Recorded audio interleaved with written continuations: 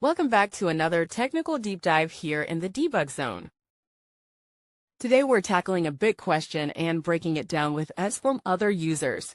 Hopefully this clears up some misconceptions and helps you get the answer you need. So buckle up, stay a little curious, and let's jump right in.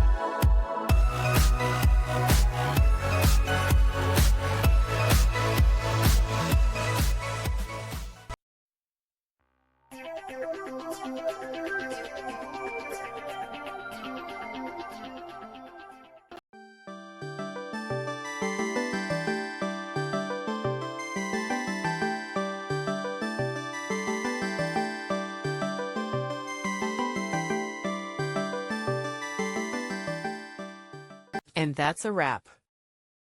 I hope you found the answer you were looking for. If you did, take a second to hit that subscribe button. It really helps out. And let me know in the comments which solution worked best for you. See you next time in the debug zone.